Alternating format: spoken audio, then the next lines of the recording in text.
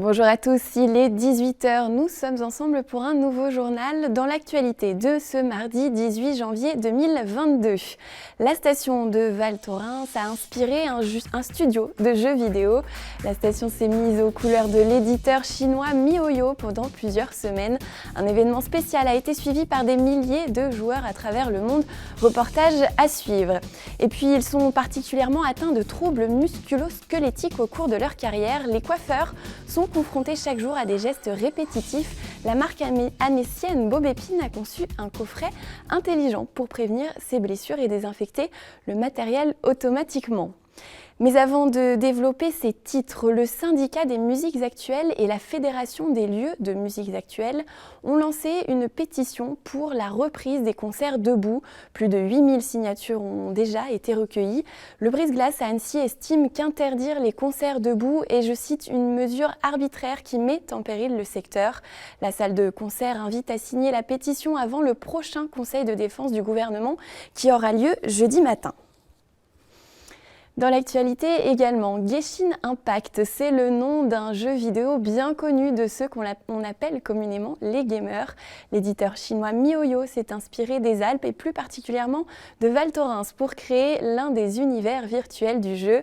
Pour célébrer les 1 an de ce monde alpin, un événement son et lumière s'est déroulé dans la station il y a quelques jours. Une soirée suivie par des milliers de personnes. Explication de Maël Aubert. C'est sur la station de Val Thorens que MiHoYo, un éditeur de jeux vidéo chinois, a décidé de fêter les 1 an de l'apparition du mont Danse Dragon, inspiré des reliefs du mont Cervin en Savoie, dans son jeu Genshin Impact. Avec plusieurs décorations à l'effigie du jeu vidéo, l'événement principal reste l'illumination d'une représentation d'un point de téléportation ainsi que des reprises de thèmes musicaux de Genshin Impact par l'orchestre symphonique Confluence de Lyon. C'est une fierté déjà que Genshin Impact ait pensé à nous pour le lancement et l'anniversaire de cet univers. Et puis une fierté aussi de se dire que tous les joueurs aujourd'hui vont voir un peu de Val Thorens dans leur jeu vidéo préféré. Aujourd'hui, Genshin Impact, c'est un RPG en fait, qui permet dans un monde ouvert de se balader pour réaliser des quêtes. L'histoire étant une déesse qui a séparé un frère et une sœur et il faut aller plus loin dans cette quête justement. Du côté de Val Thorens, cette collaboration est primordiale. Elle permet d'aller chercher des personnes que la station ne toucherait pas avec ses autres canaux de communication. Le nom de l'événement est d'ailleurs assez significatif par rapport à cette station. Lumière et neige éternelle, tout simplement parce qu'on est dans la station la plus haute d'Europe et quand ils ont lancé cet événement et qu'on leur a dit qu'on était la station la plus haute d'Europe, ils ont eu cette idée de lancer cet univers justement en l'appelant Lumière et neige éternelle avec diverses opérations qui ont eu lieu dans la station de Val Thorens. Je pense notamment à un flocage des cabines qui sont derrière nous. Cette importante célébration démontre l'impact du jeu dans le monde et l'ampleur qu'il a pris au niveau mondial en 2 ans. Ce jeu, en effet, a été élu meilleur jeu mobile 2021 et continuera certainement à satisfaire les joueurs dans le futur.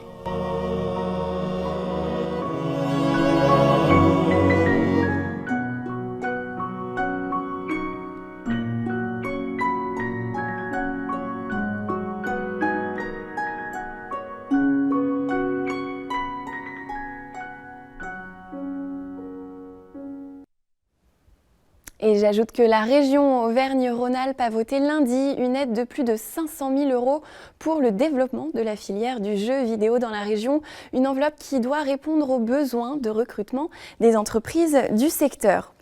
Nous restons en montagne avec mon invité du soir. Il s'agit de Carole Duvernay. Bonsoir, merci d'être en ligne avec nous ce soir. Bonsoir. Vous êtes responsable de l'Observatoire de l'agence Savoie-Mont-Blanc et vous prenez donc le pouls, vous nous transmettez régulièrement les chiffres de la fréquentation dans les stations de Savoie et de Haute-Savoie. Comment se passe justement jusqu'ici cette saison qui était tant attendue après la non-ouverture l'année dernière ? Écoutez, c'est une saison qui se passe, j'ai envie de dire, le mieux possible, hein. On a réalisé des vacances de Noël tout à fait correctes, hein, avec un taux d'occupation de nos stations au niveau des hébergements de 74%. Alors certes, on affiche un léger retard par rapport à une saison normale, un retard d'environ 15% au niveau des nuitées. Voilà, ça reste quand même des vacances de Noël tout à fait correctes. Le mois de janvier, lui, est occupé à 62% au niveau de ses hébergements marchands. Là encore, on est en recul par rapport à une saison normale de l'ordre de 9% au niveau des nuitées, mais c'est moins catastrophique, on va dire, que prévu. Et puis surtout, les vacances de février, les vacances d'hiver qui arrivent là dans 3 semaines, s'annoncent plutôt bien remplies. On a un taux d'occupation de ces hébergements marchands à 74%. On a un tout petit retard de 2 points, donc c'est quasiment rien par rapport à une saison normale. Donc franchement, ces vacances sont très attendues. En plus avec des reports par rapport à des séjours, notamment des clientèles étrangères qui ont été annulées précédemment au début de saison. Donc voilà, on est pour l'instant assez satisfait, on va dire, au vu des conditions sanitaires et de la crise sanitaire. Comment vous expliquez à ce stade ce léger recul? Est-ce que, par exemple, l'instauration du pass sanitaire a pu avoir un impact sur la fréquentation dans les stations? Alors, il y a 2 choses. Depuis, de toute façon, le début des réservations, depuis cet automne, on va dire, on a ce retard au niveau des réservations. Je crois qu'il y avait beaucoup d'attentisme d'une partie de la clientèle pour confirmer leur réservation et leur séjour. Et en fait, on voit que ce retard, on l'a gardé jusqu'au déclenchement de la saison d'hiver. Voilà, et on aurait pu, si la 5e vague n'était pas arrivée, avoir des réservations de dernière minute, mais malheureusement, ça n'a pas été le cas. Et puis, on a dû faire face aussi à un certain nombre d'annulations de réservations de nos clientèles étrangères et en particulier, vous le savez, de la clientèle britannique pour lesquelles les restrictions juste à la veille des vacances de Noël ont été beaucoup plus importantes que prévues et qui ont donné lieu à des annulations. Alors là, justement, est-ce que le nouvel assouplissement aux frontières, le retour des Britanniques se fait déjà sentir? Vous avez senti un sursaut dans les réservations ou pas? Oui, on sent en tout cas par rapport à ces séjours qui avaient quand même été annulés, on a finalement un report. On sent que ça bouge à nouveau et on a des confirmations de réservation. Donc c'est plutôt rassurant à la fois pour ces vacances de février et puis même pour les semaines qui suivent les vacances de février. Donc c'est plutôt très rassurant pour la destination Savoie-Mont-Blanc. Le contexte, on le sait, a un fort impact, vous l'avez dit, sur la fréquentation, les réservations. On parle aujourd'hui beaucoup de la transformation du pass sanitaire en pass vaccinal. Est-ce que ça risque encore de faire un petit peu fléchir les réservations? Est-ce que ça peut avoir un impact, cette nouvelle mesure aussi, sur les stations? Écoutez, ce sera vraiment pour nous un impact à la marge, puisqu'on a interrogé nos clients au début de saison et on voit qu'on a la quasi-totalité de nos clients qui sont vaccinés. Donc, à ce stade, non, vraiment, si c'est une conséquence, ce sera vraiment à la marge pour la fréquentation de nos stations. Il y avait une question aussi qu'on se posait beaucoup pour cette nouvelle saison d'hiver par rapport aux activités autres que le ski, puisqu'elles ont connu un véritable boom forcément l'hiver passé. Quel constat vous faites là pour cette saison ? Alors effectivement, sur le ski, puisque les remontées mécaniques étaient fermées l'an dernier, on a des résultats en hausse si on compare par rapport à l'an dernier. Et on a effectivement des phénomènes de vases communicants puisqu'on a eu une très forte progression l'an dernier des activités nordiques et notamment du ski nordique. Qui de fait est un peu en repli cette année, mais qui malgré tout, on le constate en discutant avec les gestionnaires des domaines nordiques, il semblerait effectivement que ces activités aient gagné des clients, de nouveaux clients par rapport justement aux expériences vécues l'an dernier en termes de report d'activité de glisse. Donc c'est plutôt très intéressant. J'imagine que l'agence Savoie-Mont-Blanc va rester mobilisée pour encourager les séjours en montagne jusqu'à la fin de la saison. Qu'est-ce que vous allez encore déployer pour justement encourager ces réservations ? Écoutez, oui, là, voilà, avec ce début de saison d'hiver un peu mouvementé, hein, le Conseil Savoie-Mont-Blanc a décidé d'octroyer de nouveaux moyens pour nous permettre et pour permettre de mettre en place une nouvelle campagne de communication, hein, pour pouvoir attirer encore davantage de clients, notamment à destination de la clientèle française et en particulier des jeunes. Également pour pouvoir effectivement transformer ces envies de réservation en séjour. On aura une campagne qui va démarrer là très rapidement à la fin de la semaine, hein, sur les radios, une campagne télé également et puis bien sûr évidemment sur les réseaux sociaux. La clientèle reste majoritairement française cette année dans ce contexte encore ? Oui, la clientèle reste effectivement majoritairement française, hein, elle l'est déjà habituellement, elle le sera structurellement, bien entendu, un peu plus encore cette année.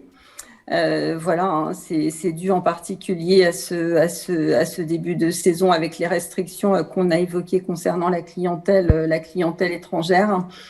Somme toute, je crois qu'on est quand même, hein, on voit que ça bouge au niveau de la clientèle étrangère là pour les vacances qui arrivent, hein, et pour la suite de la saison.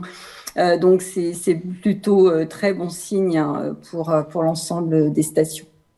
Merci beaucoup Carole Duvernay et merci pour vos chiffres, hein, qui nous éclairent toujours tout au long des saisons, et on se tiendra informé bien sûr pour les congés de février parce qu'on sait que c'est une période très importante pour les stations. Merci d'avoir été avec nous. Merci à vous. Et nous ouvrons à présent notre série de la semaine consacrée à la coiffure. Nous débutons avec un coiffeur bien connu dans la région. De nombreuses têtes annéciennes sont passées entre ses mains. Sébastien Nicou a créé et géré pendant plusieurs années le plus grand salon de coiffure d'Annecy. Aujourd'hui, il met son savoir-faire au service de la profession avec une innovation. Il a imaginé un coffret plutôt révolutionnaire pour les coiffeurs, fabriqué à Chavannes. Cet assistant intelligent est entièrement fabriqué en France. Regardez. Le matériel est entièrement... Le rangement, l'hygiène et l'ergonomie, voilà les maîtres mots de Sébastien Nicou. Ce coiffeur annécien a fait ses armes aux États-Unis après avoir décroché les titres de meilleur apprenti de Haute-Savoie et de France. Il y a quelques mois, il a inventé un outil qui pourrait bien révolutionner le métier. Ce coffret combine une multitude d'innovations pour faciliter la tâche des coiffeurs. À l'intérieur, une lampe diffuse des rayons UVC qui nettoient les brosses et autres accessoires.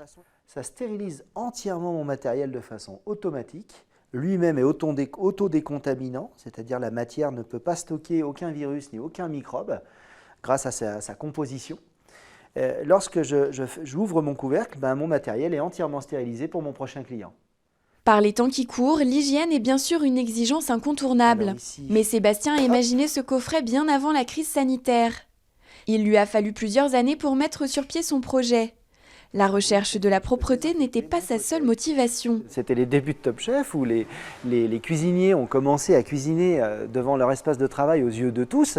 Et je me suis dit, ils présentent super bien leurs outils. Et nous, en tant que coiffeurs, c'est pas toujours ça. C'est un coup oui, un coup non. C'était pas assez régulier, c'était pas assez structuré.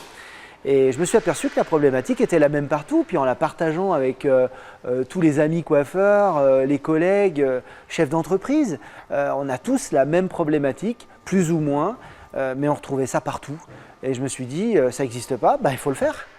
Coiffeur pendant des années, Sébastien a aussi conscience de l'importance des troubles musculo-squelettiques qui touchent la profession. Il a donc mis au point avec la médecine du travail et un chirurgien des manches de brosse ergonomiques.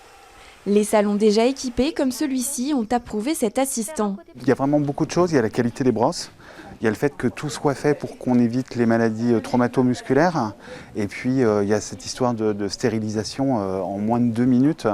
Avant on perdait un temps infini à stériliser tout notre matériel, les ciseaux, les brosses et tout ça, alors que là tout est fait en très très peu de temps, quoi. L'entreprise, qui emploie 15 collaborateurs, a décroché le label Made in France. Dans un souci de contrôle de la qualité et de développement durable, Bob Épine choisit ses fournisseurs avec attention. 15 000 coffrets ont déjà été produits dans ces 2000 m² de locaux. Un mot de foot, le FC Annecy a vécu une dure soirée ce lundi à Laval pour la 18e journée du championnat national. Réduit à 10 après l'expulsion d'Ahmed Kachi à la 38e minute, les joueurs de Laurent Guyot ont ensuite encaissé le seul but de la rencontre, marqué par Julien Maggiotti peu avant l'heure de jeu. Le FC a même fini la rencontre à 9 puisque Jonathan Ruck a été lui aussi exclu en deuxième mi-temps. Annecy reste deuxième du classement derrière le leader Concarneau qui sera d'ailleurs l'adversaire des Hauts-Savoyards lundi prochain au Parc des Sports d'Annecy. Merci d'avoir été avec nous, merci à toute l'équipe pour la préparation de ce journal. Nous prenons un peu de hauteur pour refermer cette édition avec les Montgolfiades de Pras-sur-Arly qui ont eu lieu ce week-end. La station offre un plateau abrité du vent parfait pour faire décoller ses ballons. L'événement est unique en son genre en montagne en France.